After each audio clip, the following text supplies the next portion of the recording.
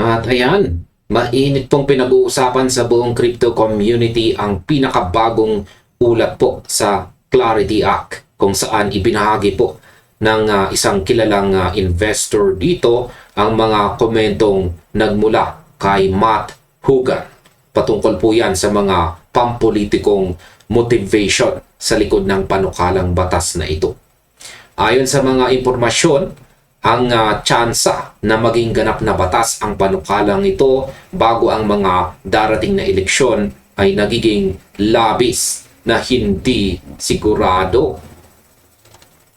Ayan, sa kanyang pagsusuri, ipinaliwanag po ni Hougan na parehong may malaking dahilan ang industriya ng kripto at ang mga mambabatas na itulak ang Clarity Act patungo sa pinal na pagbasa. Makikinabang ng lubos ang sektor ng digital assets kung magkakaroon ito ng matibay na legal foundation sa halip na magpatuloy sa ilalim ng mga regulasyon na nagmumula lamang sa mga individual na ahensya. Gayunpaman, kinilala rin ni Hougan na sa kasalukuyan ay walang malinaw po na direksyon o daan para sa panukalang ito upang tuluyang umabot sa finish line.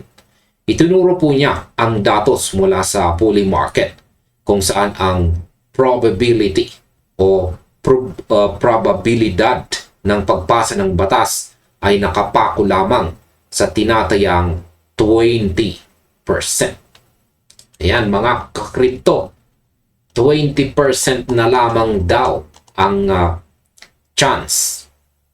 At yan ay noong panahong ibinigay niya ang kanyang pahayag. Ayan, highlight lang natin. Clarity Act odds fall to about 20%. Ang pagbaba ng mga numerong ito ay nagdala po ng malaking pagbabago sa inaasahan ng publiko. Ayan, paano ba nakaaapekto ang ganitong klase ng regulasyon sa market? Sa kabila ng mga agam-agam at kawalan ng kasiguruhan sa paligid ng panukalang ito, sinabi po ni Hougan na nananatili siyang positibo sa magiging takbo ng market hanggang sa pagtatapos ng taon. Ipinaliwanag po niya na ang matagumpay na pagpasa ng Clarity Act ay lilikha ng isang ganap na bagong kapaligiran o environment para sa buong industriya.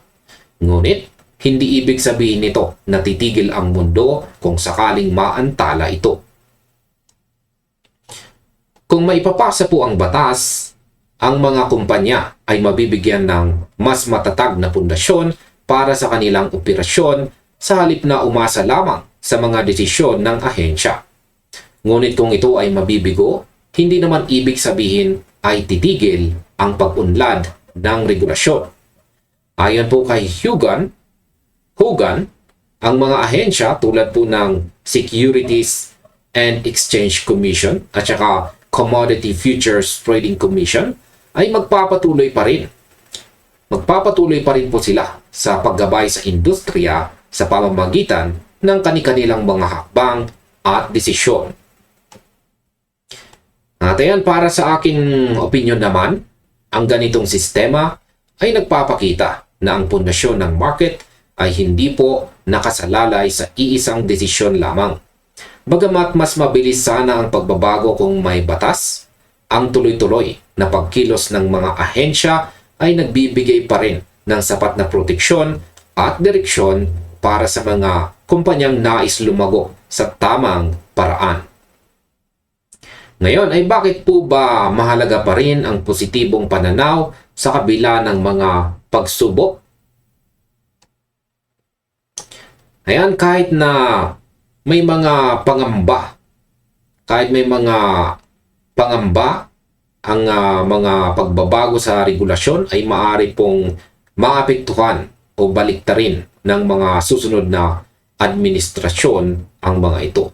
Kaya inaasahan pa rin ni Hougan na ang pangkalahatang pananaw sa pagtatapos ng taon ay mananatiling positibo. Ang tanging pagkakaiba lamang ay ang bilis po ng pag-unlad na maaaring mangyari ng mas dahan-dahan kung sakaling hindi po maipasa ang pambansang batas. Ang ganitong uri po ng kawalan ng kasiguruhan ay maaaring maging dahilan kung bakit nagiging mas maingat ang ilang mga kumpanya sa pagbuhos ng malaking kapital at pagpapalawak ng kanilang mga operasyon. Subalit sa kabila nito, iginiit po ni Hogan na ang mga hakbang tungo sa maayos na regulasyon ay patuloy na nangyayari anuman ang maging agarang resulta ng nasabing panukala.